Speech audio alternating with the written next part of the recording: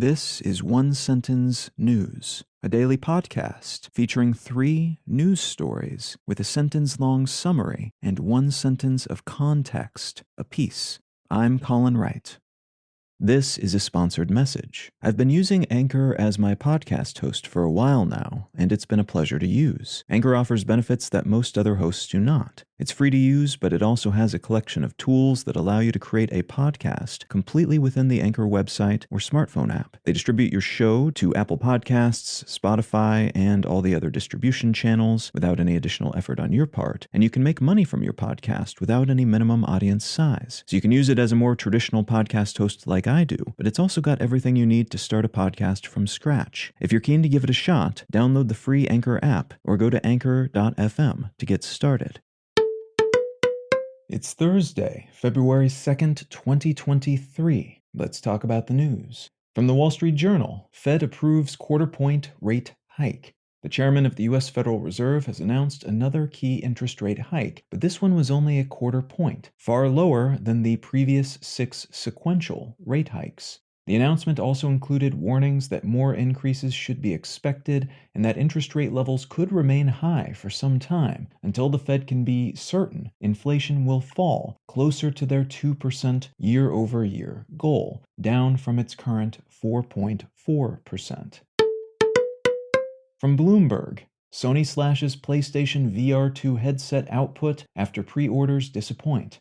PlayStation maker Sony has reportedly cut sales projections and component orders for its PSVR2 virtual reality headset, which is set for release at the end of February, following underwhelming pre-orders. This is a bit of a surprise, as the killer app for VR at the moment is gaming, and Sony knows a thing or two about that industry, which implies, first, other VR-focused entities like Meta, which lack those same video gaming chops, might have some troubling sales periods in their future, and second, Apple's rumored upcoming virtual reality and augmented reality glasses might lean more toward the latter, as the former could be segueing into a cooling post-hype consumer sentiment period.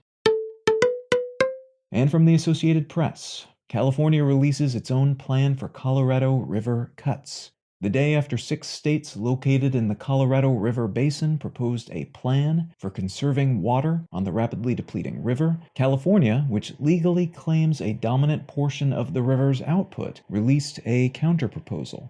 These proposals were worked up in response to a multi-decade drought that has depleted water resources in this region, dropping key reservoirs to all-time lows and worrying local and federal officials who have decided to take regulatory steps to prevent the wholesale destruction of these water assets and their connected energy assets and ecosystems.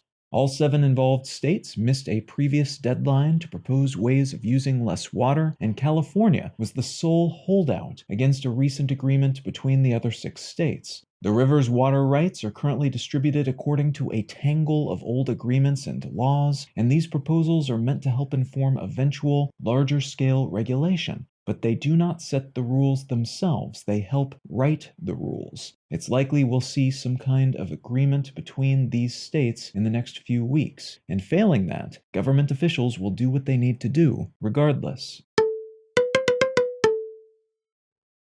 If you're finding some value in One Sentence News, consider leaving a quick review wherever you get your podcasts, and/or sharing the show with a friend. You can find out more about this show or subscribe to the email version at onesentencenews.com, and you can support this and other related projects, like the Let's Know Things and Brain Lenses podcasts, at understandery.com.